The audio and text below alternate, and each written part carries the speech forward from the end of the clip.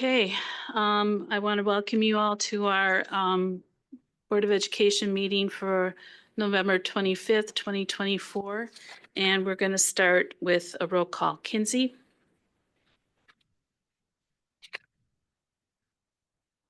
What's that? Oh, okay. We don't need to do another one coming back from closed session. All right. Will you all please rise for the pledge? I pledge allegiance to the flag of the United States of America and to the republic for which it stands, one nation, under God, indivisible, with liberty and justice for all.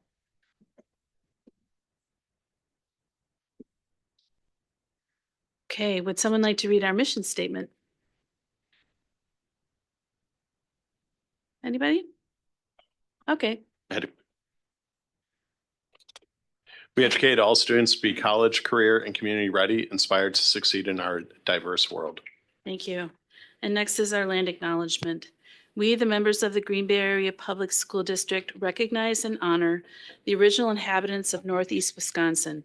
Our district lives, works, and learns upon the ancestral homelands of the Menominee and Ho-Chunk nations and the current homeland of Oneida Nation.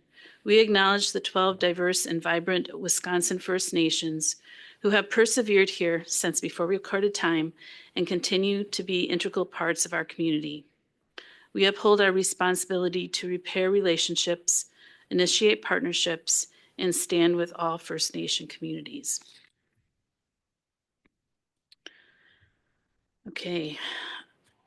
We are joined at the table by two of our inner-city student council. You guys, please introduce yourselves. And then you can go ahead and proceed with your reports. Hi. Hello, my name is Andres Mora. I'm a senior at Preble High School, and I'm the Green Bay Intercity Student Council president. Hi, I'm Amber Gabriel. I'm a senior at Southwest High School. All right, and then today we have a good news report for you guys.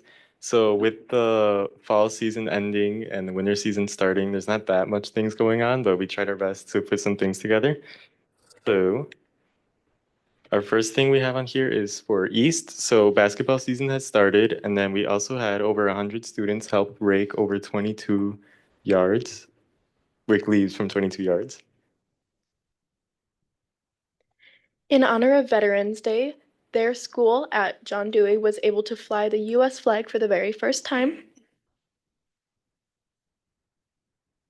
Over at Preble, so Preble hosted their Band Fest concert featuring middle schoolers from Edison and Red Smith. Students attended a HOSA conference at UW Oshkosh, which is a conference for healthcare, like students that want to enter the healthcare field. Sting Cancer is underway with its Thanksgiving food drive. Preble choir students, performed at Lambeau Field, and the Preble dance team placed first in their pom routine and second in jazz, hip hop, kick at the Sheboygan Falls Invite. At Southwest, our musical Newsies is going to be having their opening night next Friday. Some of our FBLA students won first place at the 2024 Northeast Stock Market Challenge, and our esports team won first at the D2 State Championship. And then over at West, 45 students visited UW Milwaukee on a college campus tour. And then finally, for all the high schools, we have the Green Bay Holiday Parade. So Preble, East, West, and Southwest all marched at this Saturday's Green Bay Holiday Parade. And that is all for our report. Thank you. I just want to, those pictures really illustrate how great it is for our band students to have those beautiful new uniforms. They photograph beautifully and they just look so sharp. And I'm really glad that all four schools participated. So, all right, thank you. Next is our public forum. I don't know, is there anyone in the audience who wants to speak? Don Smith? Okay, I guess we'll move on from that. All right, next on the agenda is the superintendent's update. Vicki? Yes, thank you. Okay, this is a continuation of a report to the Board of Education and the public, focusing on our 4 strategic priorities for the school year: referendum, equitable instruction, strategic planning, and intentional community engagement. So I'm going to share a little bit about some of the things we've been up to over the last couple of weeks since the last work session. East High School had Little Mermaid as their play, and I know Mr. Crossan was able to make it as well. I don't know if any other board members did. It was absolutely amazing. The voices these students have, I can't say enough about what a great production it was. And on the same day, Red Smith had their play, SpongeBob. I didn't know that was a thing. I learned about SpongeBob that day. It was a great turnout. They actually bus students from Baird over to not participate, but to enjoy the play. Mark DeMuth is our secondary music department chair. That's him on the right. And then Andrew Tolsdorf is the choral music director, and they're the 2 behind the scenes making this happen. Ms. McCoy was our guest speaker at this month's GBAPS Ambassador Academy. They gave some really, really tough questions about what it's like to be a board member, and audience was very interested in learning more. Yeah. Dan's, we had a ribbon cutting at Dan's a couple of weeks ago. This is, I think, our 5th ADA compliant playground in the district. Again, another wonderful thing to be proud of from support of the referendum. There were many Veterans Day program events across the district. Students, did your high schools have them? Can you tell us a little bit about what happened at your school? And at Preble, we had an announcement for like a moment of recognition for the veterans that have served in our country. And then we also had, I believe it was in the library, they had like a little like a display to show thank you for the veterans. We also had an announcement, a moment just kind of explaining what it was. We also had a recognition for any staff members who were a part of that or had like family members a part of that. And then we also did have a display up for that as well. Thank you. And MacArthur has, this is over 10 years of MacArthur having a program, and they invite local vets in to honor them. Almost brought me to tears a couple times. The students were so adorable and sang a song to the veterans. It was a really nice program. John Dewey Academy of Learning had their event night. I can't remember now if it was last week or the week before. It was a packed house. I had to park 2 blocks away. There were so many people there to meet with the students and to learn more about their projects. It was really well done. Sharing with the board that one of the things that happens in the district behind the scenes, Amy Jekyll, who is our executive director for technology, yearly hosts a tabletop exercise where executive cabinet meets and goes through cybersecurity breaches and how would we respond as a team. At this particular tabletop exercise, our guests included Matt Anderson. He was the director of technology at Neenah Joint School District at the time they had that cyber break last year. So he was able to walk us through and how they handled it. In addition, Dr. Robert Smiley, who's retired from Janesville, was able to share his experience. And all of this prepares us. We go through our process that Amy Jekyll has led to ensure that we have all the steps necessary if we were to be breached. In addition, over the last couple of weeks, we had a turbocharge meeting. These are monthly with our partners, Northeast Wisconsin Technical College and UWGB. This has been ongoing. We are close to or have hit the 10-year mark for this collaboration, which ensures that all of our students have access to college credit. Last week over at West High School, we had the honor and privilege of providing a tour to an alumna. In the center of this picture on the bottom part is Barbara Duplays Jenkins, class of 1953. Dad was the principal of West High School in 1946, and he came to Green Bay from Superior at a time when there wasn't any housing available. So he and his family moved into the girls' locker room at West High School. Now I'll tell you, they only stayed there for 11 days. That's how long it took to get a place to live. But we were able to give her a tour so she could see her old home. Her dad was principal from 46 to 1970. So taking a look at the trophy cases, Barb was able to point to them and say, oh yeah, that was the quarterback. She named the quarterback, and oh, I dated this guy. And we pass a hallway and she'll point to a room and this is where we went and met our boyfriends. And it was great stories.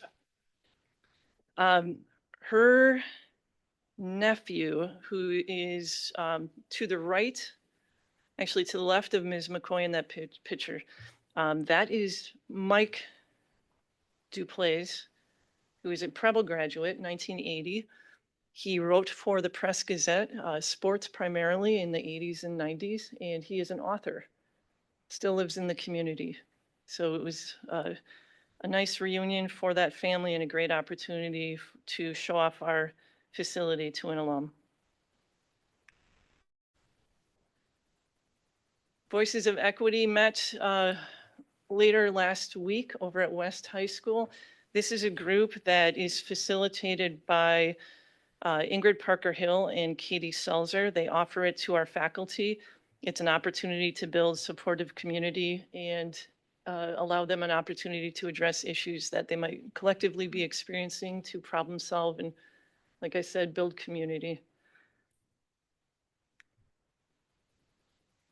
We had our community input sessions facilitated by Kale last week. Pretty good turnout. This was a chance for the community to weigh in on what you will tonight, the new West Side Elementary facility. Somerville is here to present information for you.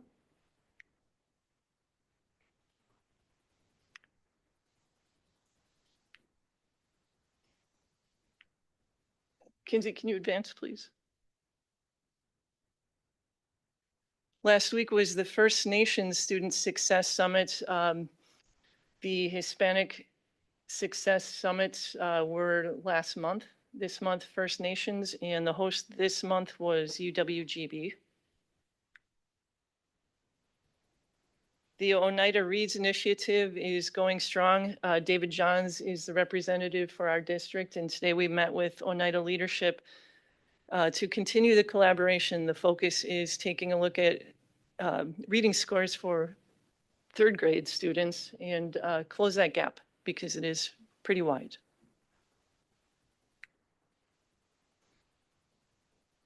I wanted to share, because oftentimes I know the board receives emails of concern, and I wanted to share that recently I received an email from a former employee. I took out the major context of it because it's personal, but hi, Vicki. I don't know if you remember me, but I wanted to give our district a thumbs up.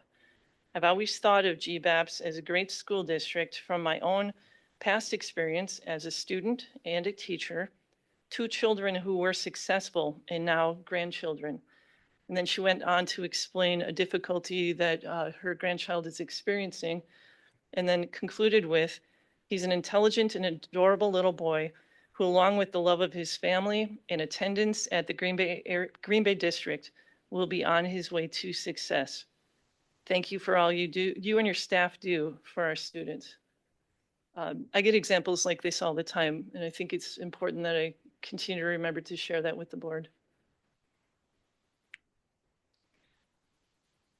And then lastly, I want to share that the Green Bay Education Foundation, Michelle Langenfeld had always had a goal of the foundation having over $1 million, and they have hit that goal primarily because of an event that Eric Vanden Heuvel recently did, the Dancing with Our Stars.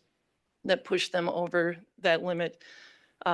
This organization helps support a lot of initiatives that our teachers have the idea for, but we don't have the funds to support.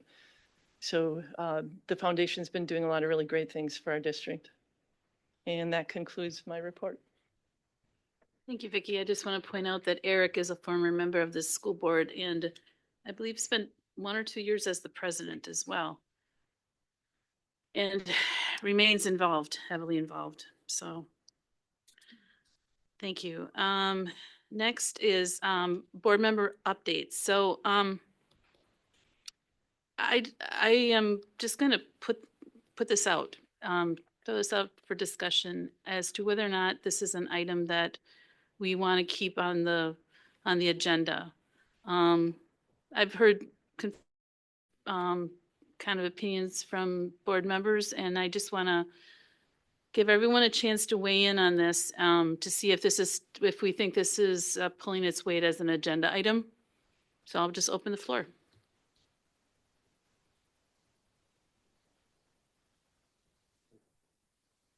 Go ahead, Lynn. What is the purpose of it and why did we start it? I think my recollection is that when we had our board retreat in August, I believe we had a board retreat in August, Vicki said that she was going to do a new item where she would give an update.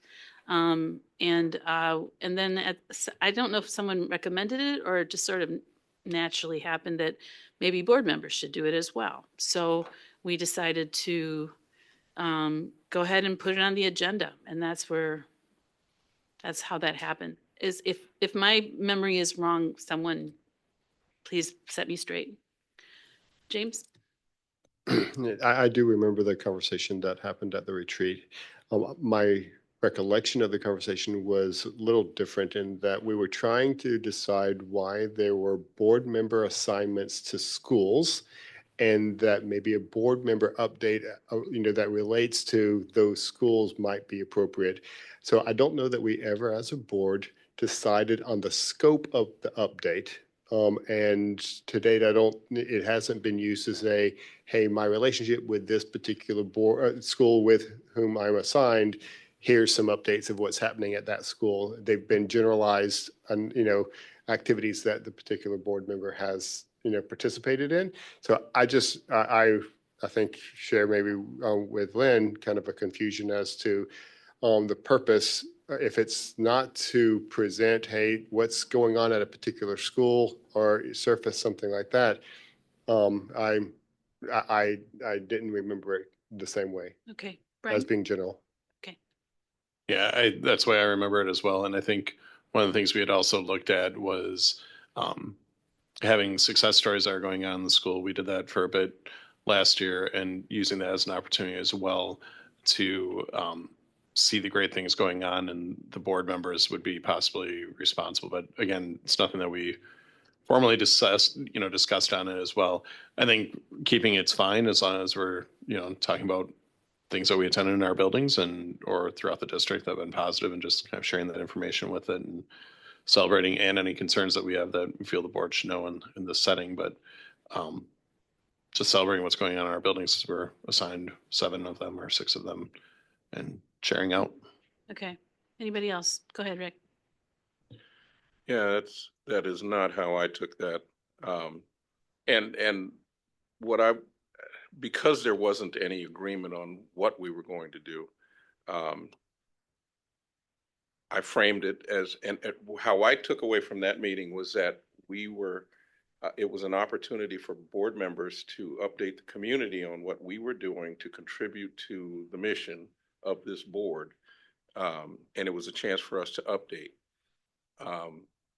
And so without specific parameters, and it was more than just the schools. For me, it was the schools, what were the teachers, administrators, our interaction with them, our perspective of the district and how it was functioning from our perspective, interaction with the community, and an opportunity to raise issues, or at least observations of things that we were seeing that maybe the board at some point in the future could put on an agenda as an agenda item for discussion. And I know part of the concern hadn't been said, but there's some folks, because we have the time to do it, are more engaged than others. And it looks like I don't know, some sort of a competition, which is certainly not the intent of this board member. Um, and so if it then starts to devolve into, well, this one's doing more than that one. And for me, there should be an understanding by the community that there are differences in our level of activity throughout the month. There's a 1 month period of time from one board meeting, one report to the next report. But there's nothing wrong, inherently wrong in that. And there certainly isn't an attempt to showcase or showboat or compete with any other board member. If anything, this is a chance to inform the community on just what is going on and how we are making things move forward. So that's how I view it. Now, if collectively we vote and decide to not do it, let it be for the right reasons of not there not being some sort of a sense value. But I would say going forward, if we're going to do anything like this going forward, we be very clear about the intent, the desired outcome, and the parameters by which we do this. And if it has to be put in writing to make it clearer, then we do that. Okay, anybody else want? Go ahead. My thought process is along the line with what Mr. Crossan was saying. Unfortunately, I wasn't able to attend the retreats, and information and communication didn't come down to me either. So I was very confused on the directions and purpose of what we were trying to do here. But my common sense tells me that we are elected officials, and these communications are not intended for combative towards the other members on this board, but it's relation to the community, how each one of us perform or connected or been doing the job to actually effect change for the community. That's how I see it. So whether or not we agree upon to continue this or not, I think it's a good idea to at least communicate this to the people that has voted for you, so that they could kind of see that you're actually doing something for the community. Yeah. Anybody else? Go ahead, James. It's interesting that we have various opinions of how what was discussed at the retreat and how Rick walked away from that conversation with a very different understanding than I did. What I would suggest or would put forward is if we have that divergence in understanding, that we do regroup and put some parameters around us and share a common understanding of the nature of the report out. I agree that if we just decide not to continue, that it be for the right reasons. And if we decide to continue with it, that the parameters create some safeguards, because a generalized report given by individuals, but we just want to make sure that we don't inadvertently kind of cross a threshold from what we're noticed to talk about. And so we want to just make sure that there's something there that every board member can kind of reference, because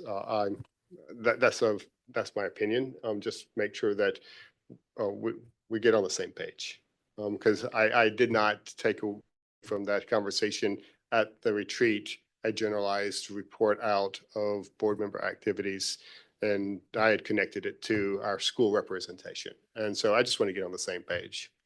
I think at that retreat, we probably should have spent more time. And I guess I thought everyone kind of was in the same place about it, but clearly not. So now that we know that, let's kind of have I think some parameters would be helpful. And I agree that I'm a little worried about introducing things that that are maybe not on the agenda. This is really was, my understanding was to just like who said, to show the community how we've connected with our schools and the community at large in the work that we've been elected to do. So, having said all that, does everyone kind of feel like some parameters would be a good way to go? Anybody? Go ahead, Lynn. Yes, and also we need to agree on the purpose of it. Okay, all right. If Go I ahead. may continue, because I do have an update tonight and it has nothing to do with any of that, but I think you're going to want to hear it. Okay, would anybody like to take on this as a project?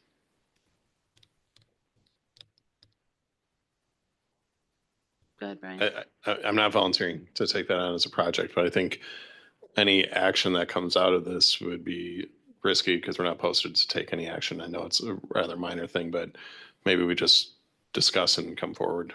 If they're interested, Okay. contact you, and then All right, with that. you're right. Let's leave it at that. And now having decided that, let's go ahead and do updates. Go ahead, Lynn. Okay, my update is on the strategic planning process. Because there's no place else on the agenda to do it. So I have a handout for you. And if you'll all take one, and I'm afraid when we get to the students, you're probably gonna have to share because I don't know if I made enough. But once you all get it, I will kind of walk you through this. I don't know if we can talk about the strategic plan. This is not on the agenda. Yes.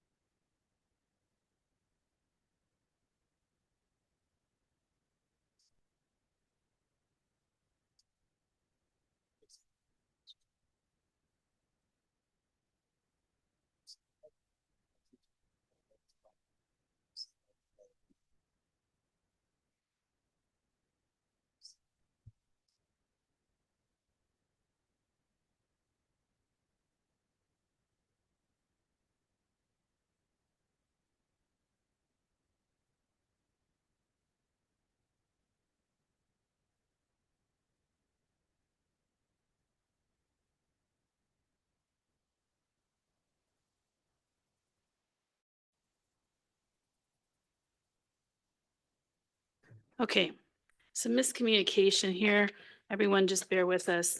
This is a kind of agenda item that needs to be noticed. We just had a brief conversation about that. So this will have to be delayed until the next meeting. Lynn talked to David about this. He's up to speed now and we're going to be just fine. But again, little miscommunication there. That's all. So, all right, we're going to keep going.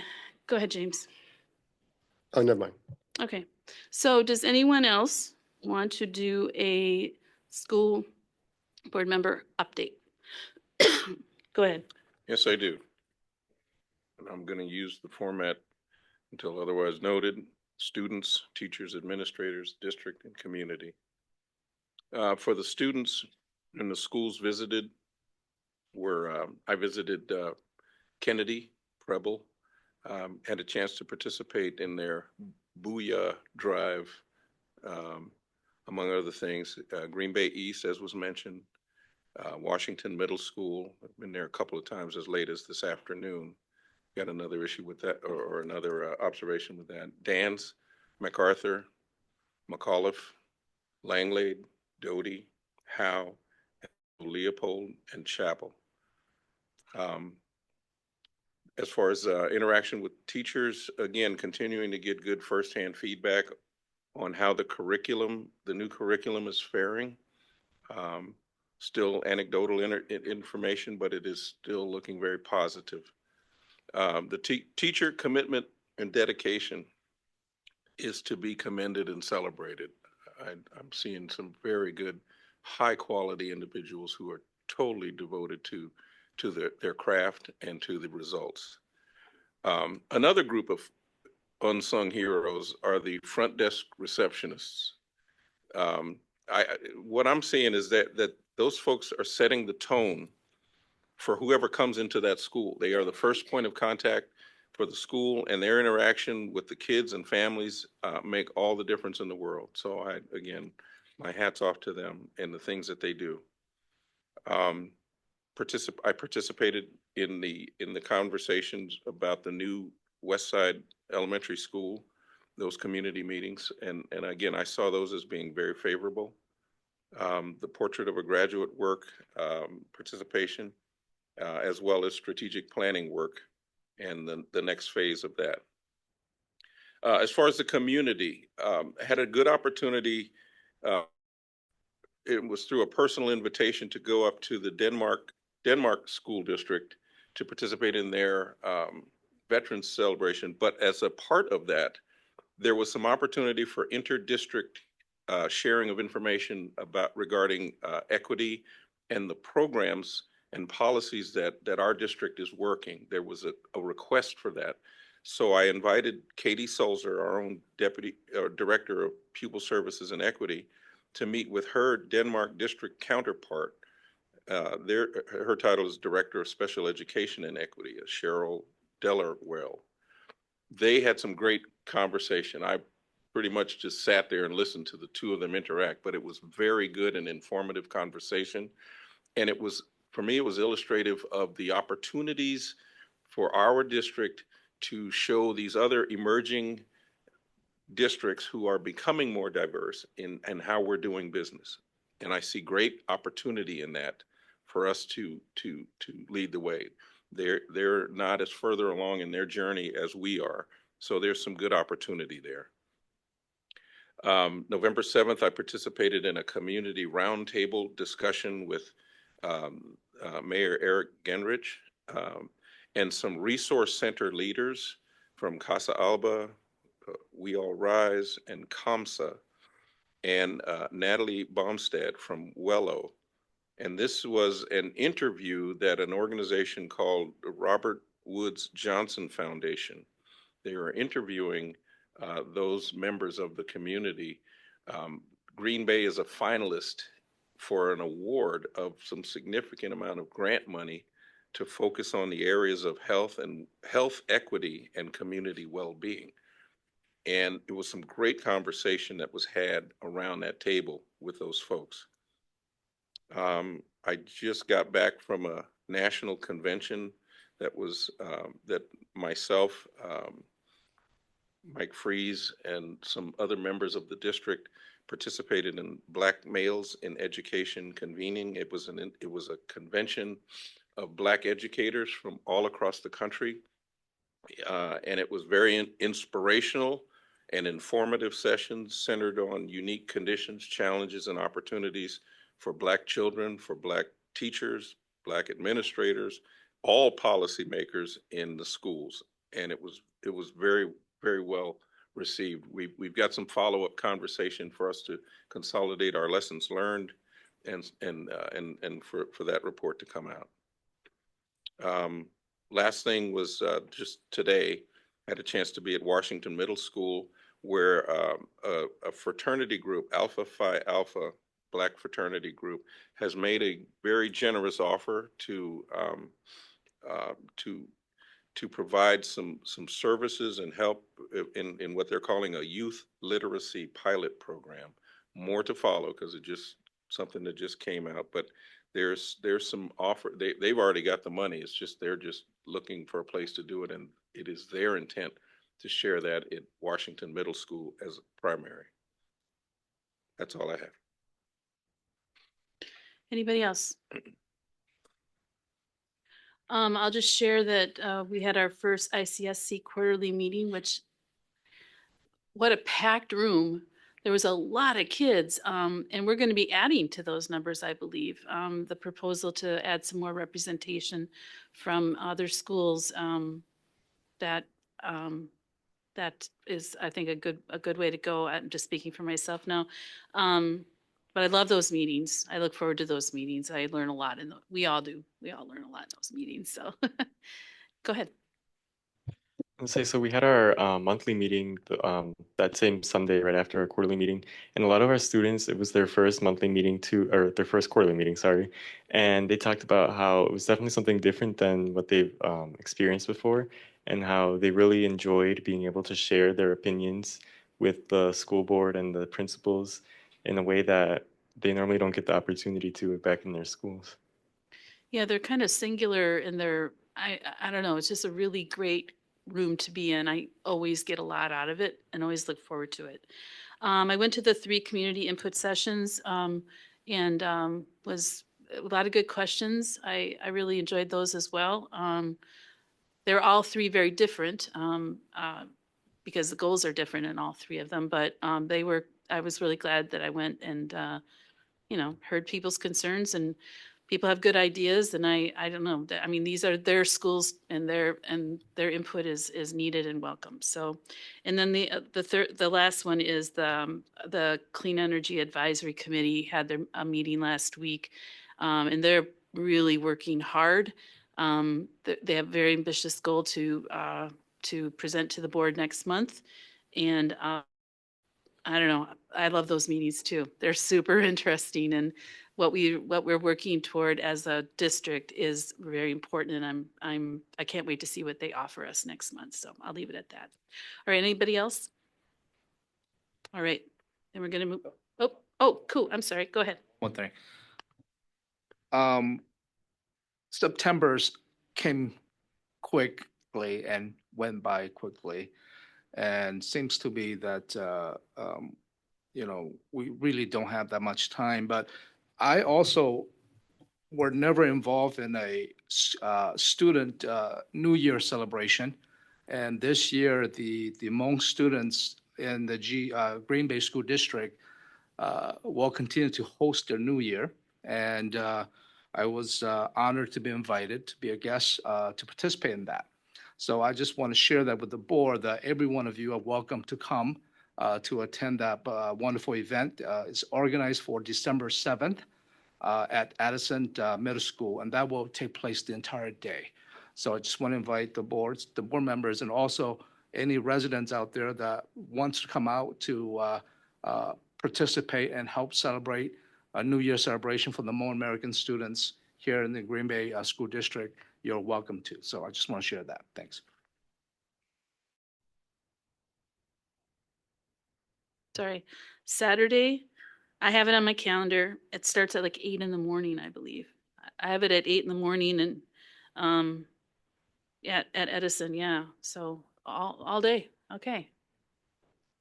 This will be my first time too as well. I participate in many Hmong New Year's, but not in particular for students. So this will be exciting. Okay. Very good. Thank you for sharing that. All right. Anybody else? All right. Then we are going to move on to the legislative update. Do we have a legislative update? Okay. With the results of the election in November, there's going to be some just changes as far as what takes place on the federal government part, with cabinet positions being listed. So there was 2 interesting articles in Education Week with the possibility of a new Secretary of Education that I shared. It's a pretty straightforward article as far as not a opinion piece on it, just background information. So that was emailed to everyone, but they were 2 articles on Education Week. So just for you to digest. Okay. Thank you. The next is our Clean Energy Advisory Committee update from Kale.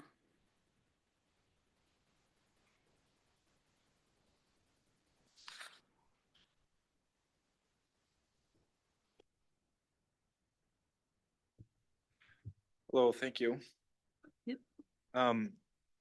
I will keep this somewhat brief, and if there's questions, certainly I can answer that, as we will be bringing forward more detailed information about our meetings here coming in the coming month. So this meeting was held last week, Wednesday, the 20th. And what we did at this meeting, we have completed our workshops and collecting information to guide what will be our plan that we will present to the board that you had stated earlier. And as part of that plan, again, we had some workshops that were summarized during a presentation, proposed pathways to meet our goals, and then also kind of key inputs to those pathways in a little more detail. And then really the big piece of that was recommended next steps. So that was in our presentation that we put together with our partner McKinstry. We will kind of tighten up that presentation and then also come with a formal plan proposal here coming within the next month. We will be meeting one more time on December 10th to discuss the formal plan and then the presentation one last time prior to bringing it to the board. Again, some board members had been present at the meeting, so they're seeing some of this work take place.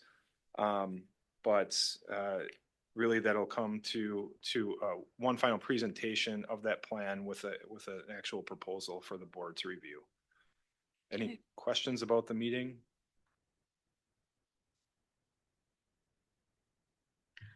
We had new members seated too at that meeting that you all just voted on. So our ranks have filled out more. Yeah, it was a yeah, it was a definitely a well-attended meeting. And I know it's difficult with that team and a lot of different people in different industries. So it's very important to get as many as we can. Yep. Good, Brian. Spoke with one of our student members that was newly appointed at a swim event for my daughter's swim team, and she's very excited to be serving on. I appreciate the fact that we have student participation. I think it's always a key part, and bringing good ideas out there. So Yeah, we have 3 young women that are very, gung ho about this. So they're very impressive, and I don't know, I get a lot out of those meetings. So Yeah, and the nice thing I think about the student input as well, I think they've led a charge to, obviously the intent of that committee is to get the greenhouse gas and the carbon footprint, but they've brought in some other elements as well that we'll be exploring as part of the charter. Likely will be discussions outside of that, but certainly that committee and that input from those students has been great. just their observations about the schools that they are in all day long. And I don't know, I really enjoy hearing from them when they choose to share. So thank you. I think anybody else? Any other questions? All right. Thank you. All right, the next item on our agenda is our presentation from Somerville. If you'd like to come up, we're gonna need, I think, some more chairs though, possibly.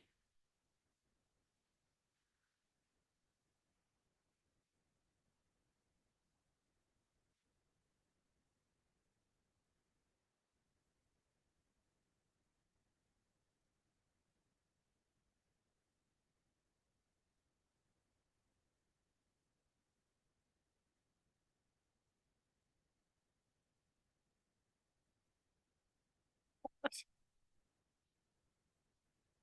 feel like I've been hanging out with you guys a lot lately. We missed you. It's been last week, I know.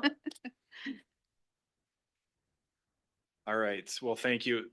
So the purpose of this presentation tonight is to give the board an opportunity to review where we're at with plans for the new West Side Elementary. These plans, as noted earlier, were brought forward for some public input last week, which was a great opportunity. And then obviously here tonight, looking to collect any other feedback from the board, or even potentially what they had heard from the community after our event. So we'll be going over a kind of a high-level overview of where we're at. And Somerville leading this process. I'll let them introduce themselves and here in a second, and then kind of take us through this design process. So with that, I'll let first introductions. Hello, thank you for having us this evening. I'm Melanie Parma, Senior Vice President and Education Studio Leader. And I'm Dwayne Grove. I'm a senior project architect, and I'm heading the design and engineering team for the project. And I'm Dan Wheatman, senior project architect at Somerville. So I'll just briefly just run through a couple initial slides here. Just a reminder of the boundary change and location for the new West Side Elementary.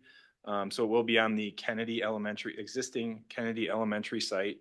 And as you can see here, this is the new boundary that the board approved that will be consolidating multiple schools, creating the need for this facility. And then just a high level schedule to give the board an update on where we're at with that. We had mentioned phase 1 projects of the 2024 referendum, this project being one of them. So design, as you'll see tonight, has been ongoing and it will continue through spring of 25. Phase 1 construction and really, again, I would say this project may not be as phased, but we're identifying two summers. Construction starting spring, summer of 2025 and carrying through really the fall of 2026, being ready for the 26-27 school year. As we work through design and plan, this will become more detailed and we'll be able to provide some more detailed updates on that moving forward. And with that, I'm going to turn it over to Somerville to kind of talk through the design process and design to this point. All right. So I just want to share a little bit about the design process and what we've been doing over the previous months that we've been working on the design. So we're really excited and want to just thank you for entrusting our team in designing the new elementary school. For those of you that maybe aren't familiar, Somerville Architects and Engineers is a local firm, and we've been around for 76 years, and we have a long history with the school district. And so many of us are members of the community, have students that have graduated schools here. And so certainly we have a vested interest in making sure that this project is a success. So when we started out the project, like any project, we start with a programming phase in which we seek to understand what components of the project will make this a successful functional school. Along with programming, we work with the district administration, building administration, staff, and ultimately user groups and the community. As mentioned, we also engage the community in their feedback on the design as well. We go through a process referred to as a visioning session. We spend that time with, again, those various stakeholders to understand really what the design goals and priorities of the building are. And so I just wanted to highlight a couple of them that came out of that session. Certainly safety and security was a high priority. So of course, any design decision that we make is through the lens of creating a safe and secure school. So whether that is from how we lay out the site and the traffic and the pedestrian flow, which Dwayne will speak to in a moment here, to how we lay out the building and the various components throughout, all through that safe and secure lens. Also, priority was on a student-centered design and access for all. And so that was really a driver when we looked at some of the design elements, such as creating a single-story building. So rather than creating a multi-story building, we looked at how students are going to experience the building, and creating one on a single floor allowed all students to experience the building the same way. It also drove how we laid out the building from a grade level pod concept or a neighborhood. And so each grade level has what we'll refer to as a neighborhood, an area of the school that includes all of those grade level classrooms, a special education space, a sensory room, their lockers, their restrooms, and collaboration space. So it really creates a sense of place for the students within the building, creating that smaller scale for those elementary school students within the building. Another highlight that came out of visioning was natural light. And so our design incorporates natural light into all of the student spaces through a variety of components, whether that is direct windows or clear story windows, which are up high, letting in the natural light, and then interior borrowed light windows that then help to share that light into interior spaces in the building. So of course that creates a more comfortable, enjoyable space to be in, but it also ties nicely into our sustainable design and energy efficiency initiatives, because with the natural light, we can then mitigate the dependency on artificial light. Of course, our artificial light will all be energy efficient LED lighting. Along with the energy efficient lighting, we have incorporated the geothermal design as well as solar photovoltaics on the roof for energy efficiency and sustainable design there as well, along with making sure that all of the design elements are really creating high efficiency building. There we go. Okay, so I'll walk you around the building site plan. Basically, the woods, as you can see in the big green, remains untouched. We can't go over there, and it's also downhill, so none of that area will be touched. What you see as the soccer field right now is where the existing Kennedy Elementary School is. And because that school needs to remain fully functional during the entire school year before this building comes online, we had to try to put the building north along 7th Street instead of trying to come up with a different plan. Basically, so as I walk you around the site, you can see, as I said, the soccer field is where the existing Kennedy is. Access to the site, if you're a parent, so if we look at it from that standpoint, over on the lower left-hand side of Chantel Street is the existing entrance into Kennedy, that front section. That's the main drop-off point for parents coming into the site. So there's that long kind of horseshoe-shaped drive lane. That's one direction, and that'll allow parents to pull in and drop off kids off the street, so you're not coming from the street. We'll fit about 26 cars along there, and then you can see the existing parking lot is about where the new parking lot is being shown, and that parking lot, underneath of that parking lot is where we'll put the geothermal bore field.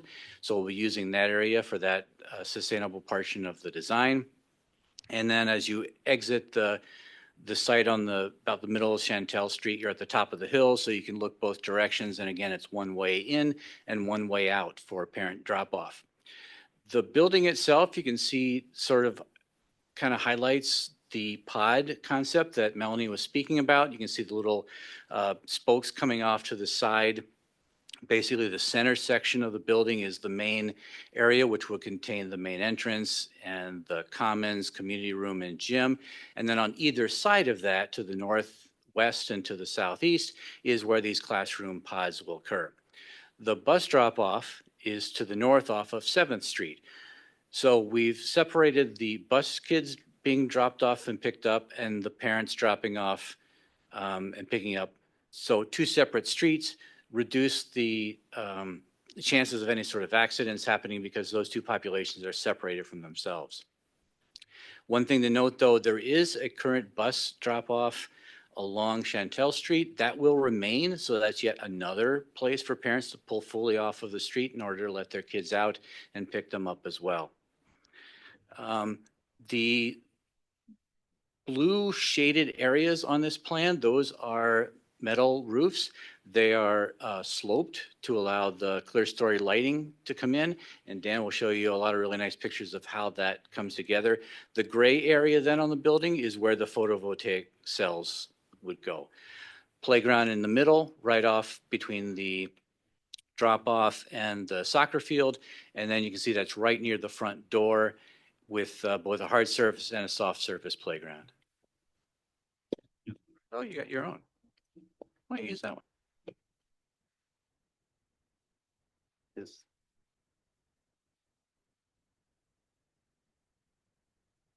All right. Now, the best way to get a good grasp on some of these design elements that Melanie and Dwayne were talking about is, again, through our renderings. And this is a little bit like Dwayne was just talking about. It's just site plan. We're coming down to it. So it's bird's eye view of the school, looking at the main entrance. We're hovering over Chantel Street right now. You can see the parking in the foreground. There you can see the drive through pickup drop off area. Yes, we're looking northeast right now, so you can get a better idea of what the playground would look like. The playground, again, trying to keep that safe and secure. We're starting right away in the playground. We got a fence, a partial fence around the playground so that students can't go into the drive area, but the parking or the playground is actually not near a street, so it is kind of being embraced by the school as it is now. So it is kind of a safe place that we're already having instead of being on a street. Seeing this view shows the natural light part that we were talking about. All the classrooms have large windows. You can see those clear story, those high windows you can see on the sloped roof areas. One of the design goal on this was that all occupied areas in the school would get some type of natural light, either direct or indirect, like Melanie was talking about, either with that clear glass on the interior of the building. Now coming down, we're approaching the main entrance of the building. You can see some planters here and some walls, seating for students that are waiting for parents to come, or beginning of the day or the end of the day. You can see the playground there and a little bit of the distance there. You get an idea of the look of the main entrance here as we move closer. The pitched roofs, the one on the right is the cafeteria commons area, and then the one on the left is our main entrance. Using that pitched roof gets you more of that traditional schoolhouse look, yet it's still contemporary, but it also allows us to have that higher volume of glass that gets the light, that natural light, deeper into the building. Again, not relying on that artificial light. The nice part, or the one thing it's the nice part, the whole thing's nice, I'm telling you.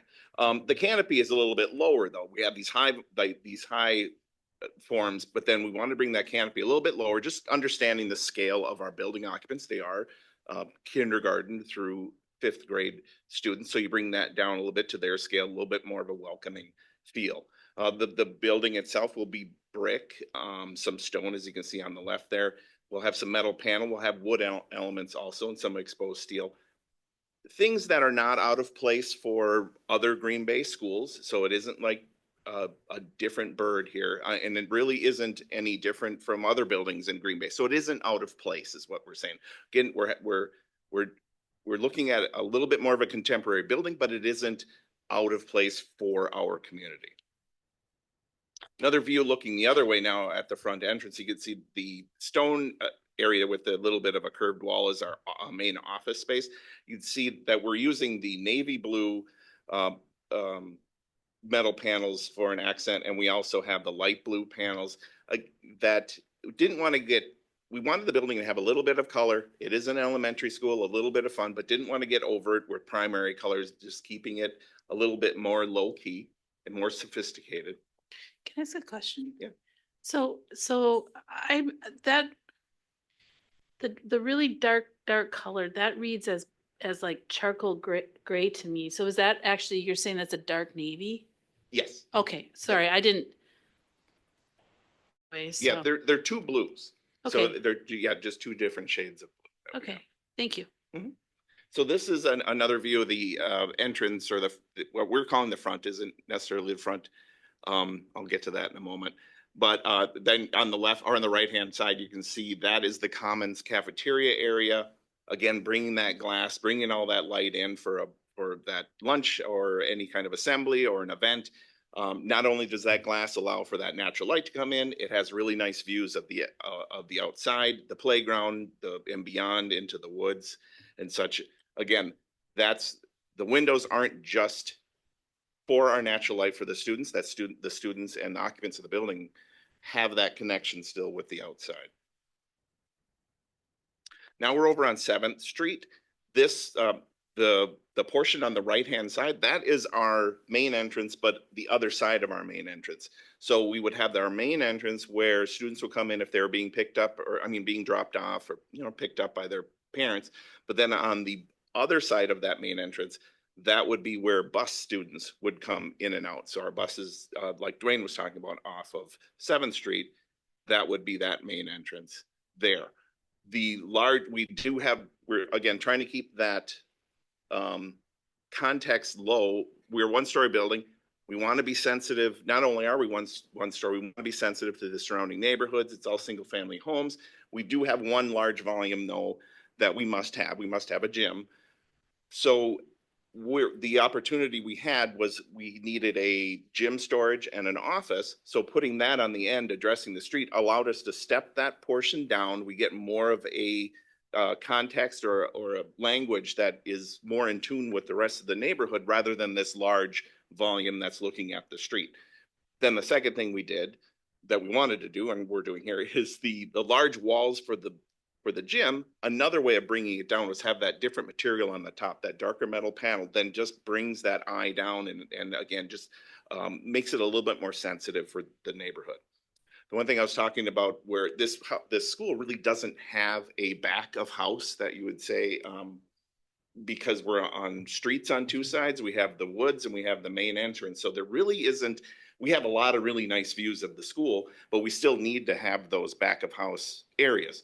So shipping and receiving, our electrical transformer, our generator, our enclosed dumpster are all in this area. We set them back as far as we could on this one, just to give them a little less emphasis, but they are important. We need them.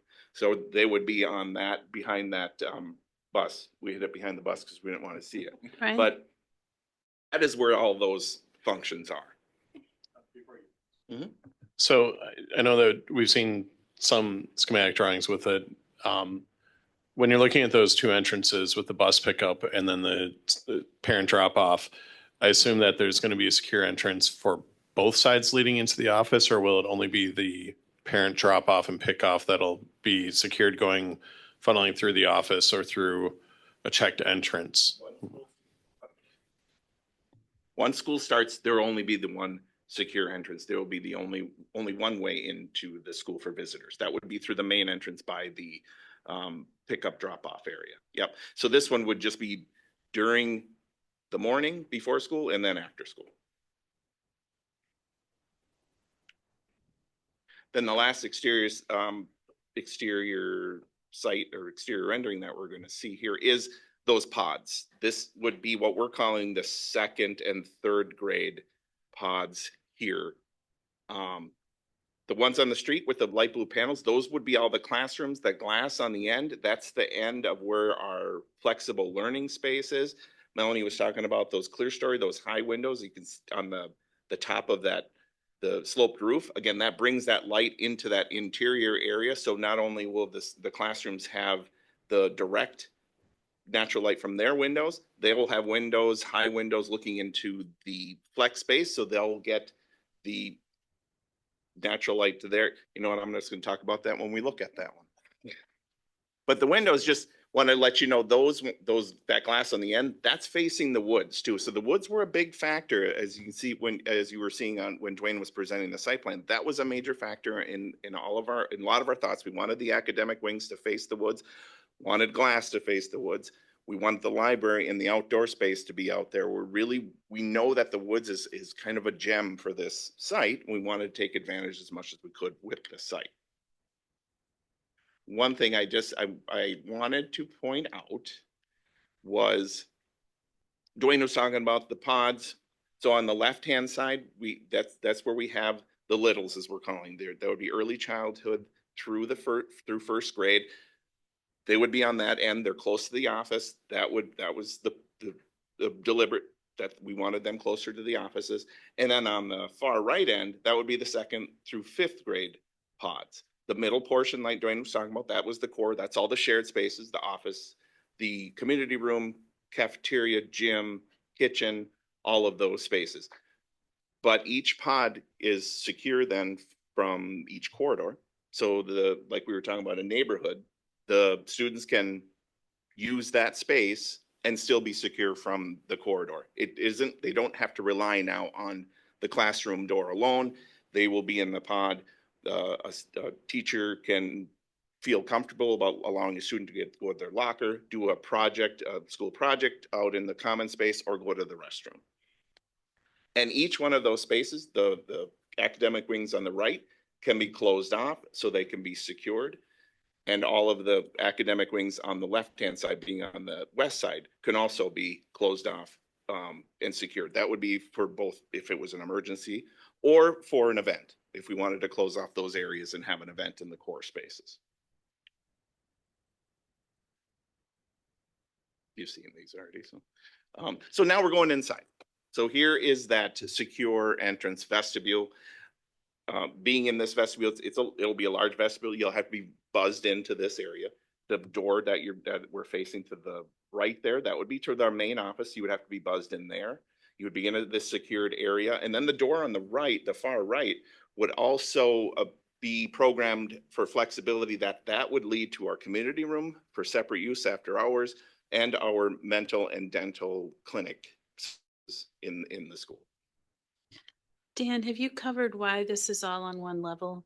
Did you already speak to that? Melanie had talked about it. It was, it's more of an equity thing. Again, accessibility is a big thing. You can have elevators that take care of accessibility, but the equity part, that those students don't have to ever be separated from their classmates. I think teachers had a lot of say in that as well. Like you got a lot of feedback from teachers about that. So just inside those inside doors from the vestibule, here is our main corridor. The straight back, that is the back entrance to go to the buses. You can see we're designing a lost and found areas. Again, this is kind of our main artery to get in and out of the school. That would be great to have this type of lost and found area. The students would always be passing it. A little seating area here.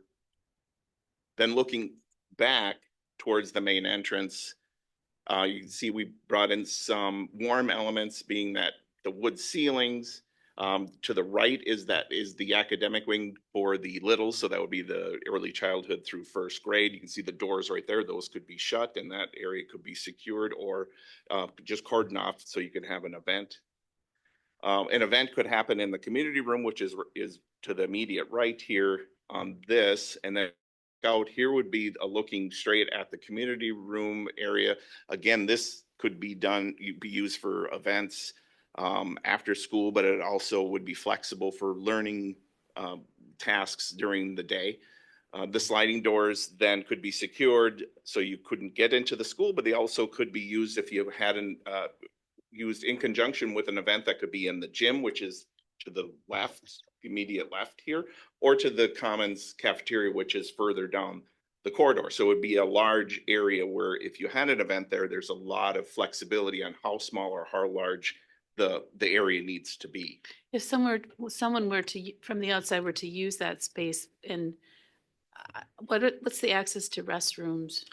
The community space and the mental and the dental lab have their own restrooms. Thank you. So this is coming into the commons cafeteria area. Again, we're using some wood accents in the ceiling on the lower. We have a little bit more of an intimate area in that lower ceiling area. And then we have the higher ceiling area where all the glass is. You see, we're bringing in some of that brick from the outside. That would be the entrance to go for the students to go from lunch out to the playground. Here's another view. Now we went further down the hallway. We're looking back. You can see the community room in the background there on the right-hand side with the wood around it. So those doors also slide. So that could be used again with the commons directly. You can see the glass overlooking the playground there to the left. And again, now standing in front of the exterior windows looking back, you see the community room on the left-hand side. Right in the middle in the background would be the restrooms that, the main restrooms for, again, for the, if they had lunches or if there was an event in the gym or in the commons area.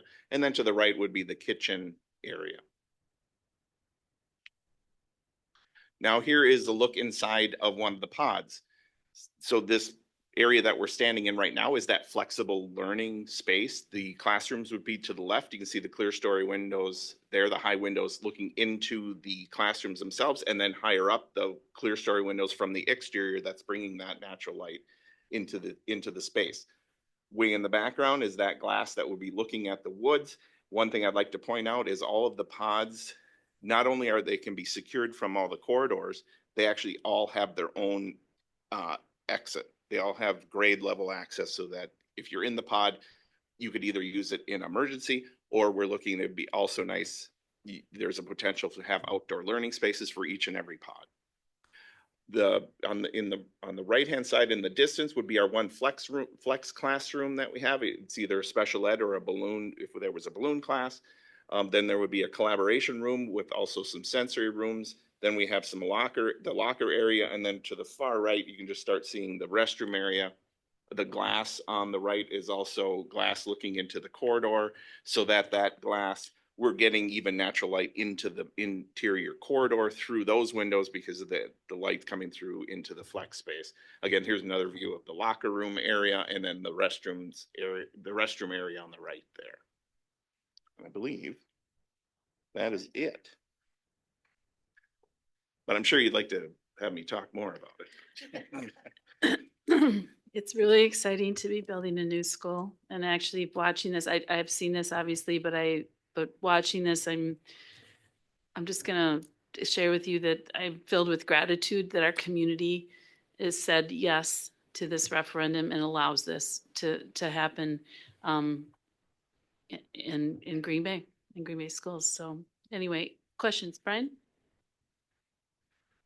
So talking about the energy efficiency with the solar array and then the geothermal, I know that your firm recently completed the new high school in Kasheen of the Menominee Indian School District, which that was my first year teaching up there. So I was kind of taken interest in, and I was able to take a tour when we were officiating a football game, and you knocked it out of the park. And it's fascinating to see that. So I know that they have geothermal there and they have a solar array. Do you have any idea on how that has had feedback? Because I believe it's their first just couple months. So obviously it's not as sunny out in the fall as it is in the summer and everything else with that. But do you have any feedback as far as the return on investment that you've seen there or any other schools that you've helped design? It is a little early. I mean, they just got in September. But we continue to monitor the system. That's one thing they allowed us to do. So it is kind of cool to see how they're using the earth to both heat and cool. They didn't have to cool it for very long. I mean, again, except, well, really, actually they did. But I think it's a little early to really talk about return on investment. I would assume it's going to be great. Again, they don't even have natural gas on site, and and they just have electrical that runs the air. The cooling and the heat is indeed working, so that's good. I guess I just haven't followed up on the data. I would invite any board members that would be interested in seeing just how that part was incorporated and some of the other parts that you were designing to reach out to me, because I would be more than happy to facilitate like us going out there for a tour, because the way that you incorporate a lot of the designs that we're seeing here on a PowerPoint presentation and the cultural significance and how you really involve the community was top notch, and you did a great job. And to see some of the ideas that they're bringing forth here, to see in an actual building and the actual design and the function of it, and how people that aren't this tall move around a building that's not this tall is pretty impressive. So I'd invite any of the board members to reach out to me and we can look at that. But the environmental part was a pretty significant part. So thank you. I would say one more thing too with our the committee as well. This will align with what we will present to the board. So this design will align with that pathway. James? I was going to ask you exactly that question, but did you enter into this design with any objectives when it came to the efficiency? Was it to get as close to carbon neutral as possible, or was it just here is current technology and best practice for building a school that guided your decisions? I think there were probably a couple different things, and the main one being that we know that you have a resolution, right? And so we wanted to create a pathway to get to carbon neutral. So we sent down that road, right? So making sure that we're using the electrical components and certainly the renewable resources that we could, that made sense for this design package, but making sure that we had that pathway to the carbon neutral initiative. Yeah, very similar to what the committee is working. That kind of just reflects what Melanie just stated too. As you'll see with the committee, electrification, thank you, is one of our main goals to get to that carbon neutral. It's really our one of the probably only pathways that'll be possible for us. So that certainly aligns with that. Trying to recover some of that with the photovoltaic. That should have some high return on investment for us, as well as meeting our carbon neutral goal. Anybody else have questions? Brian? When you were showing the traffic flow, it appeared that you said that the buses were going on one route, but there was one bus that was going on a separate path on there. And I'm just curious about how that's going to impact neighborhoods on there, with the flow pattern being similar to what Kennedy has now. I imagine that's being taken into consideration, but having parked next to an elementary school, the parents are there early at times, and we've had concerns from other schools about the traffic flow and the pattern with that. So I'm curious why one bus is separate from the other bus drop-offs, if that's There shouldn't be a separate bus. Yeah, bus should be all in one, that back loop off of 7th. And then, Yeah, I'm just wondering, I'm almost thinking you were thinking about when I said that the existing bus drop-off remains. That's on Chantel Street. That wouldn't be a bus drop-off. That's just the spot that's the buses use now that parents could now use. So all the buses go off of 7th, but that indent there in the curb just remains then for parent use. so it would be one parent drop-off, one bus drop-off, or two parent drop-off in one bus? Two parent drop-off. One is the ring road that comes into the site, and then also Chantel Street by itself. And then the buses are just off of 7th Street.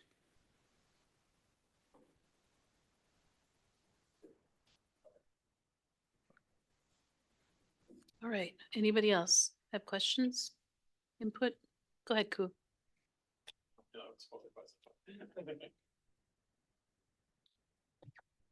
Well, first of all, I want to thank the community for approving the referendum so we could actually talk about this wonderful design or school that we're talking about today. And I want to commend your team for doing a great job on planning. I mean, we talked about energy sustainability, we talked about safety, accessibility, all of those has been outstanding. And giving some of the potential things that could happen, disruption in supply chains, or yet the continuation of inflation and so forth. I'm just wondering, does the district have something secondary that could somehow plan for this just in case that happens? Also, I'm looking at this picture or these graphics. I mean, it makes me want to go to school all over again. I mean, but my question becomes, in the chance that the design will be flexible enough to accommodate future needs or renovations in case of, scalable or descalable based on demographic changes and so forth of that nature, or even the idea of community integrations where we could somehow make this into some other purposes like a community center, or in case some emergency, this could be like a community shelter or things of that nature. Have we kind of, incorporate that into the designs a little bit too, or? So I'll just address the first one. So as we budgeted for the referendum, obviously it's high level budgeting, right? We're trying to be as responsible with tax dollars as we can be. That process doesn't stop. We continue to try to dial in that budget as we approach bid day, as we send out these bid packages to get actual dollars back. Part of that is building in contingencies. What I will say is we don't have hard data on this per se, but as we meet with our construction partners, our architectural and engineering partners, since COVID, certainly there is data on this that construction costs have leveled off. So that could change always, that we have to be prepared for. But we do the best we can with reasonable contingencies. And then as we get further along the budgeting, that's when we can make some decisions on, and how can we kind of tighten up that building? How can we get that within our budget while still holding that healthy contingency? So that's an ongoing process that will not stop until the end of the project, really. Anybody else? Oh, We talk a little bit about flexibility in our design. So we certainly want to make sure that when we're designing, we're first and foremost designing to make sure it's a successful school, but also looking at some flexibility. So when we looked at like the pod concept, this neighborhood concept, I think Dan had mentioned, in each pod, there are 4 grade level classrooms, so like 4 first grades. But then there is also this additional classroom that gives some flexibility for whether that are the special ed needs for that pod, or if there should be an influx in population and we have a bubble grade, then we can accommodate that as well. So we don't want to build so tight, right? But that also gives us the flexibility to know, right? We used to have the computer labs in all the classrooms, and now we have STEM labs, right? What's the space of the future? To give us that flexibility is certainly important. And then even in that core space, as we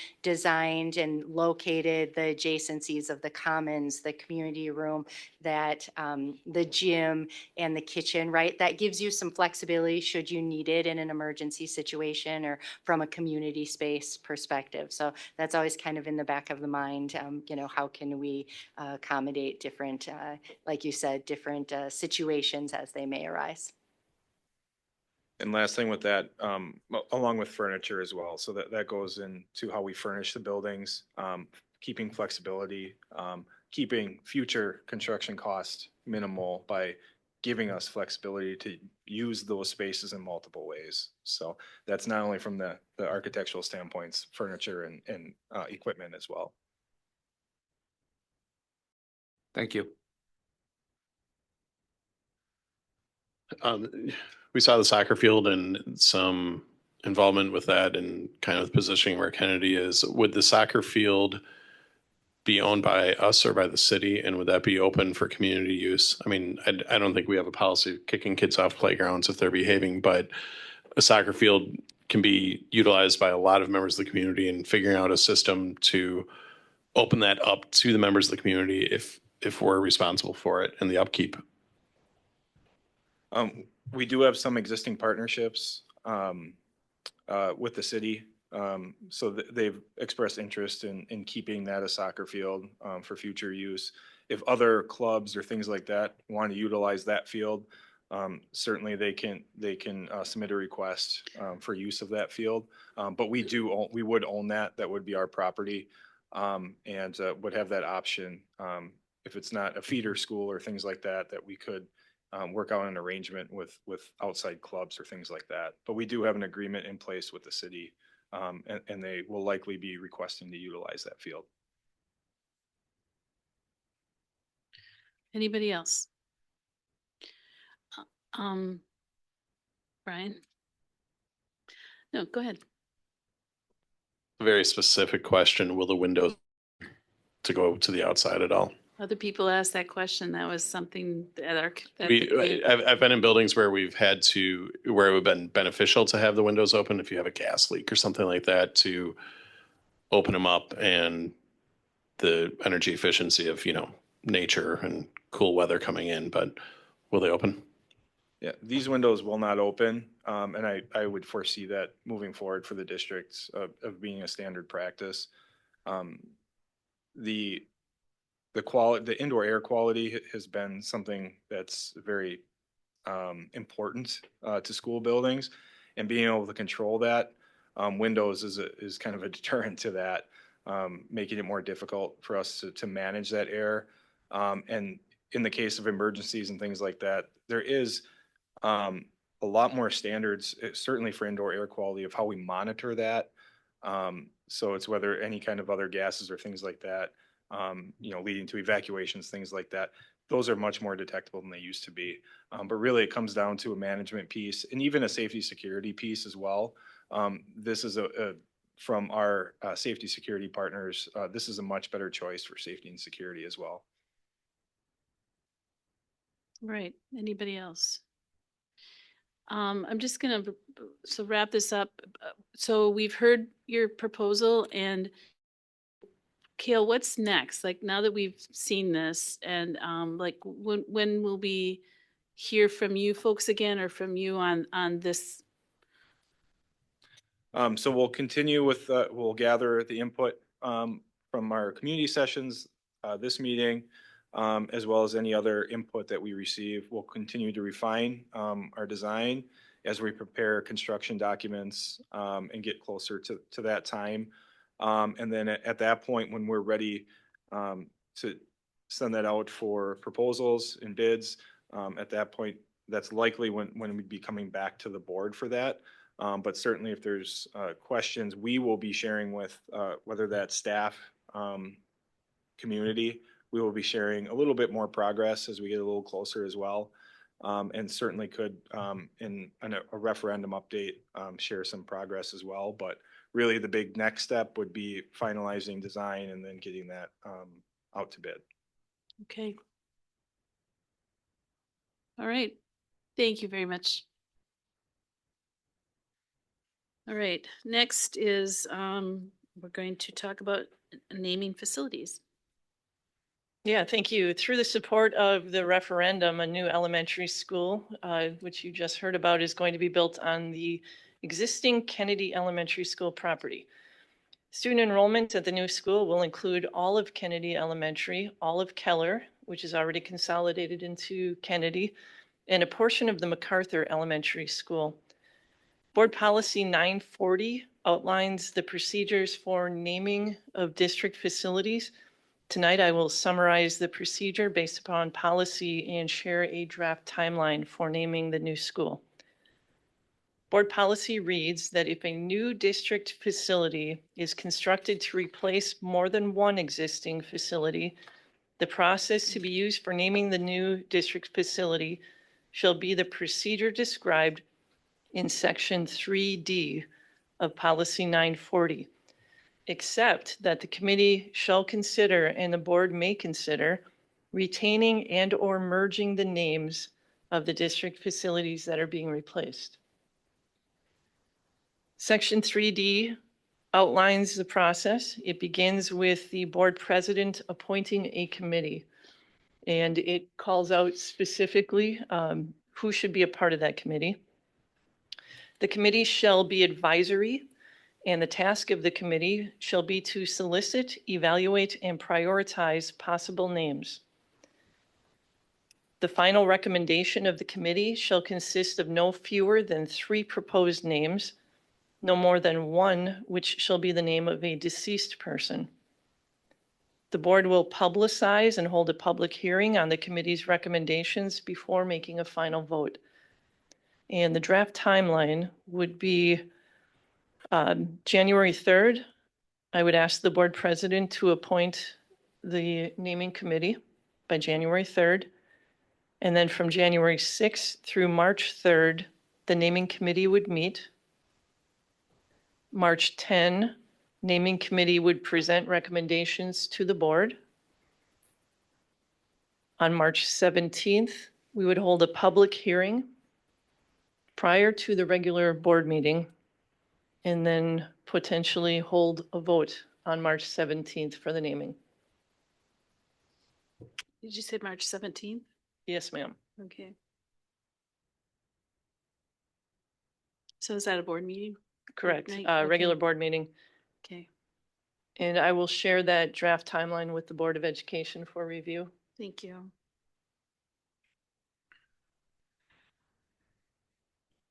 Okay. All right, are there any questions? Brian? There would be opportunity for student involvement as a possibility as a member on that committee, I would assume, correct? Yeah, that's okay.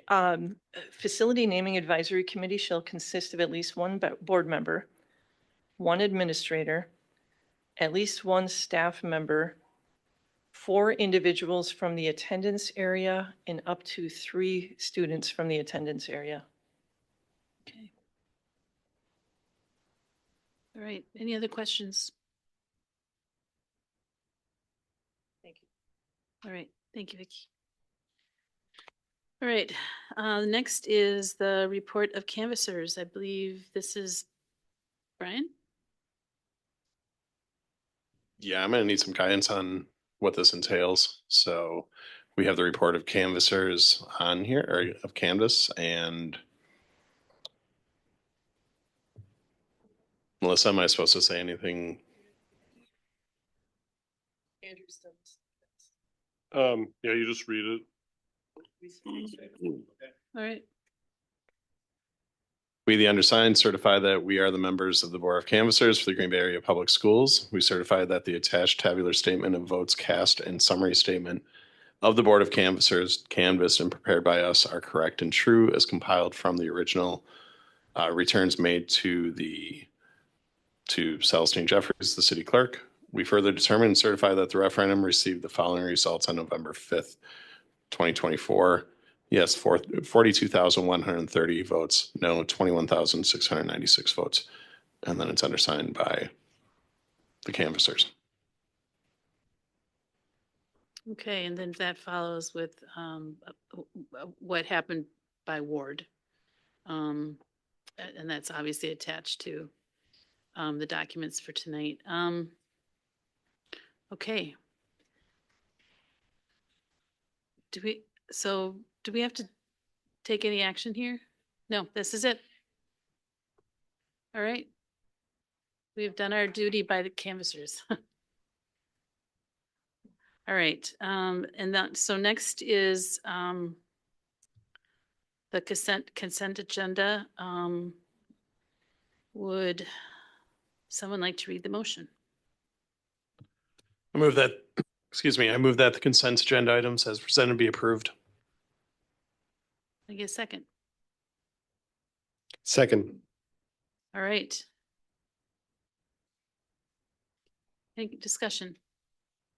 Kinsey? Online voting is now open.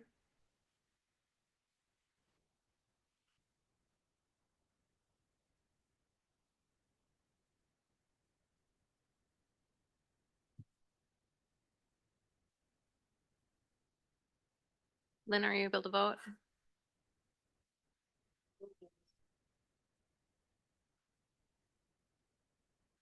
All votes have been entered and the motion is carried with all board members voting in favor. Okay. Moving on to action items. Would someone read the motion for item A?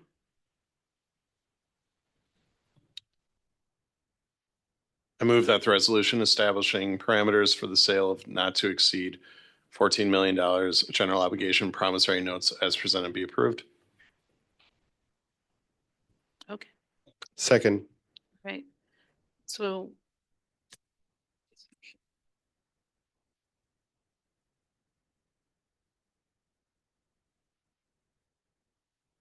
Okay, we're going to have some discussion here and presentation. Yes. Good evening, everybody. I have Mike Clark with me from Baird. We work with Baird because of the referendum. So he is going to just present our financing plan for this first, we're calling it a phase, so our first phase of debt issuance. So he will run through a few slides and explain what you will be voting on tonight. Okay. There you go. Thank you. So you have resolutions on the agenda tonight for establishing parameters resolutions. This is something the district did on the last referendum, and congratulations, by the way. And I get into the why we're trying to get some issues put in place in calendar year 24 in a second. But just to comment on the balance of the financing, we'll have to spend more time talking with the district to understand how soon the money's needed, how long you're going to be spending it, how long you'll be holding it, those types of things. Because there are some arbitrage issues that we have to kind of monitor. And if you could go to the next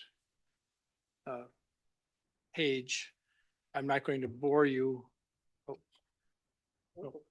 It looks new. Okay, Let's see how good it works. there you go. I've struggled with this in the past.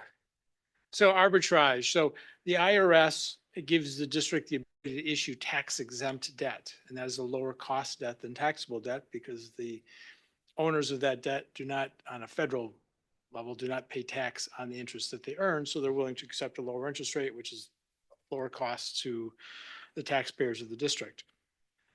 But to get that, they want you to spend the money in a reasonable period of time. So what they don't want is you to borrow at 3% and earn at 4% and just let it sit there for years and earn arbitrage. So what they do is they give you certain time periods to spend the funds. And if you don't spend the funds in a certain period of time, the difference in this example between the 3 and the 4% would go back to the IRS. And we're trying to, not that the federal government couldn't use some help on funding, but we're trying to avoid that because if the district can retain its interest earnings, it can use those for one of two purposes: additional projects or to apply towards the debt itself. So there's a couple of ways to kind of avoid this arbitrage. There's yield restriction, meaning you don't, even though you could earn 4%, you just limit your investments to that return, so you're not earning that spread. That's not a great result because then you're giving up that 1% in this example. And again, I mentioned the arbitrage rebate. The amount above your yield, your ARB yield, is what would go back to the IRS. Next. So what they do is there's a couple of things we could do. There's temporary periods. And the one I want to focus on is, as it relates to the $14 million, is the 3 years. So if you borrow in a calendar year less than $15 million, then we have $14 million as part of this parameters resolution. We keep it a little lower because in terms of couponing and different things, there's some other things. So we won't get up to the full 15. You have 3 years to spend the money. So basically you need to encumber some funds. It's 5% of the 14 million within 6 months, which is not a huge obstacle. And then you have 3 years to spend the rest of the money. If you issue over 15 million in a calendar year, if you want to go to the next page, you only have 2 years to spend the money, and then you have certain targets you have to meet within that. And if you don't meet those targets, then you pay the arbitrage, even if you just miss one target. There's a 6-month target, a 1-year target, 18-month target, and then a 2-year target. So the $14 million issue would allow you to 3 years. And this would be some of the last money you spend because you can have it invested and earning whatever you earn and retain it as long as you spend it in 3 years. So that one's a little bit more straightforward. The other part of the initial financing plan is a taxable note. and it's a short-term note. And with taxable notes, there's no arbitrage. So what we would intend to do based on how the district levied just a month ago, there's funds in Fund 39, and we ran into this in the last referendum too, because if you recall how the district approved two levies, one with the referendum passing, one without. But, and so that taxable note, we would look to pay off as soon as you would collect the tax dollars. So it would be outstanding. So the fact that it's taxable, there's not much of a, adverse effect because of having a slightly higher rate. And then you're open to earn as much as you want. And this would be the last, most likely the last money that you would spend. And again, in this interest rate environment, you're going to earn considerable dollars on that. But the key is we have to have the debt in place prior to you collecting the taxes in January. So the 14 million has to be in calendar 24 because the small issuer exemption, the 3-year spend down, is based on calendar year activity. So we want to get that in 24, so you have 3 years to spend that money. And then since we were doing all the paperwork together, we put on the same thing, had the same rating call, those types of things. The taxable note, we want to get in place prior to collection of taxes in January. Because there's something called replacement of funds, which I won't get into a great deal, but this is the same thing we had to do on the last referendum for those who are part of that. So the initial phase is really to minimize your arbitrage rebate exposure and to potentially generate the most interest earning for the district that we can. The parameters allows the district to lock rates because we're really fighting time. We just had the rating call, which they had very nice things to say about the district, and we're anticipating the rating staying the same at a AA2, which is great. But trying to get all this done and closed by the end of the year, especially with the holidays in here, gets tricky. So the parameters gives us the ability to lock rates on behalf of the district by a set of criteria that's laid out in the resolution and with assigned individuals to give approval. It's just not me saying we're going to lock today.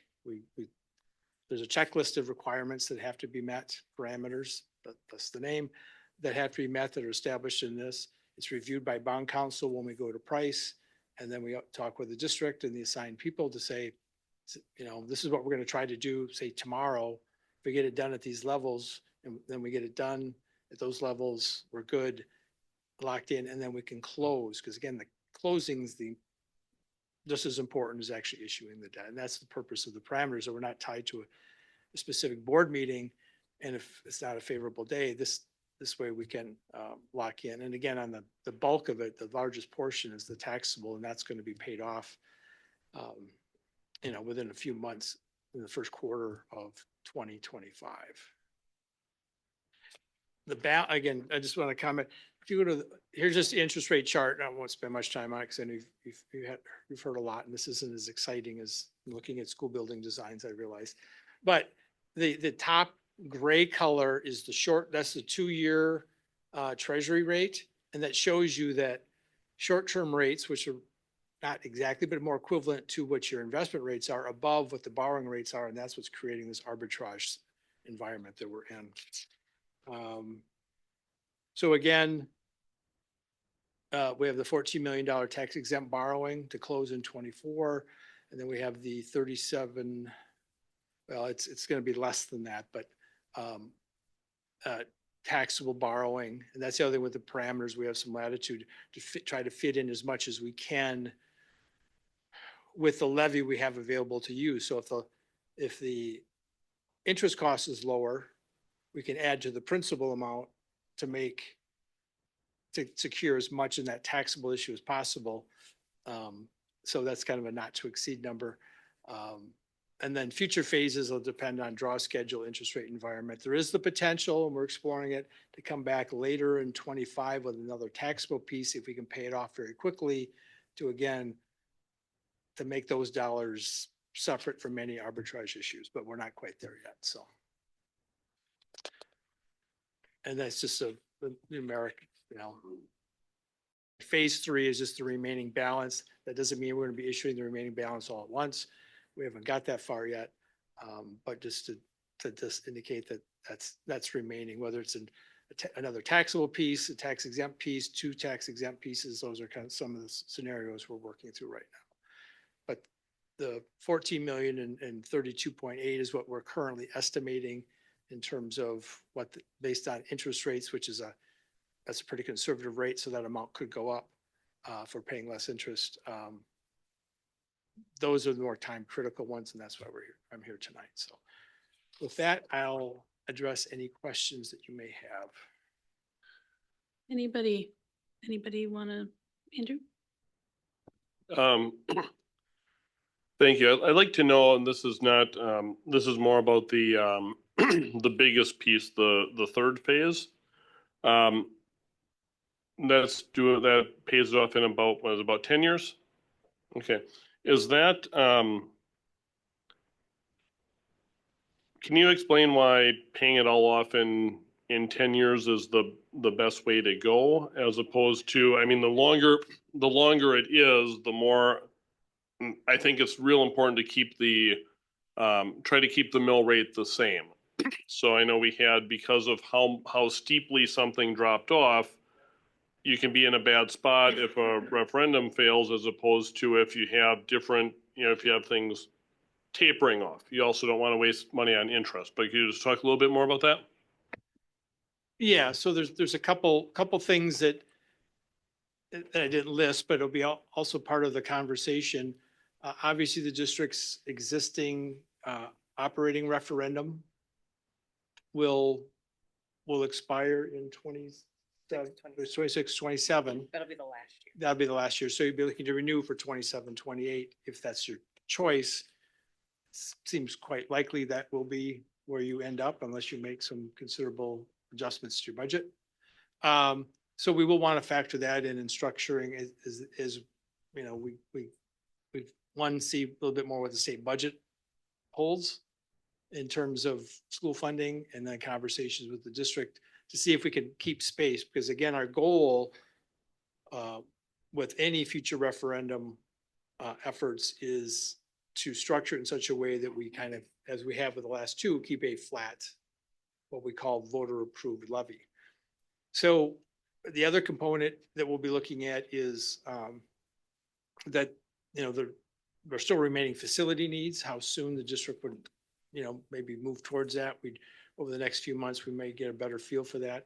So there's no certainty that, you know, we would go 10 years, but I will say that based on some, you know, scenarios we've kind of run and walked through with the district, we can issue this in 10 years. And then if there's a bigger effort, move that beyond that time period. So we'll be looking at different options and presenting them to the district to say this pros and cons of each. Historically, the district has not used the full 20-year term on its debt issues. It's a favorable thing from a credit rating standpoint. But that's not to say that we may not move away from that if we need it to accommodate some other things. So you can issue in Wisconsin, school districts can have up to a 20-year issue. So maybe it's 12 years, maybe it's 15 years, maybe it's 17 years, depending on some of those other factors that I just outlined. Right. Anybody else? Thank you. Okay. Again, congratulations. Thank you. All right, we have a motion on the table. It's been seconded. Anybody want to talk about that anymore? Kinsey? Online voting is now open.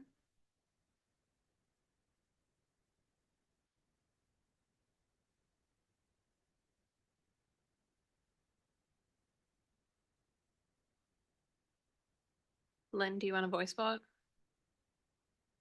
I vote yes.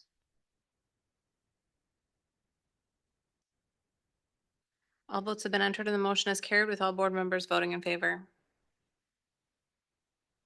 Okay, B, would someone please read that motion? I move that the resolution establishing parameters for the sale of not to exceed $33 million in taxable general obligation promissory notes as presented be approved. Second. Questions or discussion? Kinsey? Online voting is now open. I vote yes.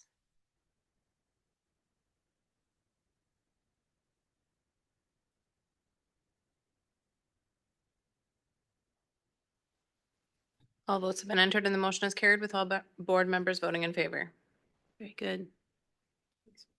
Thank you. Okay, moving on to C. Approval of Human Growth and Development Advisory Committee membership. Would someone please read that motion? I move that the Human Growth and Development Advisory Committee membership as presented be approved. Second. Questions, discussion? We did talk about this at our last meeting, but here's your last chance to kind of, go ahead, Brian. I just want to thank the members of the community that have volunteered to step up to this for this committee and helping out our district. So,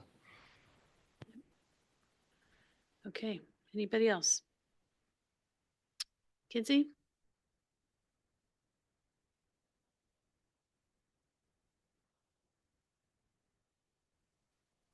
Online voting is now open.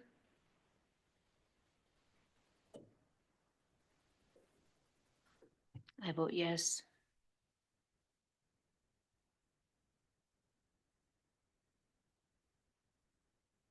All votes have been entered and the motion is carried with all board members voting in favor.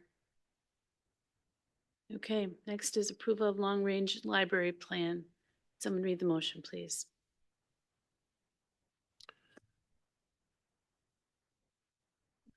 I move that the long-range library plan as presented be approved. Second. Questions or discussion? Kinsey? Online voting is now open. I vote yes.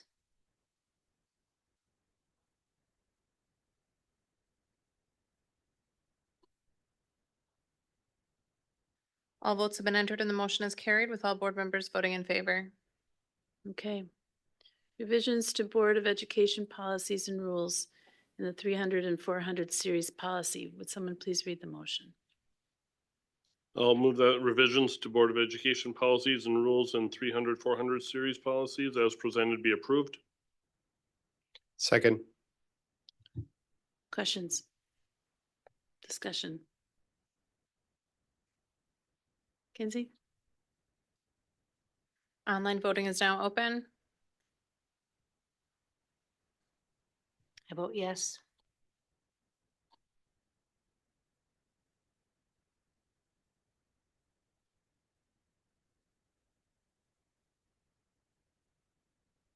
All votes have been entered and the motion is carried with all board members voting in favor. Okay. That completes our regular agenda. Lynn, can I ask you to read the motion to go into closed session? Thank you. I move that the board adjourn into closed session pursuant to Wisconsin statute 19.85, section 1C, considering the employment, promotion, compensation, or performance evaluation data of any public employee over which the governmental body has jurisdiction or exercises responsibility, to wit, interim superintendent contract. Can I get Second. Okay. On in favor? Is that or a vote? Vote, okay. Rick, Kinsey, Lee, Yes. Crossan, Yes. Gerlach, Yes. Mills, yes. Lyerly, Yes. Yes. McCoy, yes. Becker. Yes. Okay, we are adjourned into closed session. Thank you, everybody.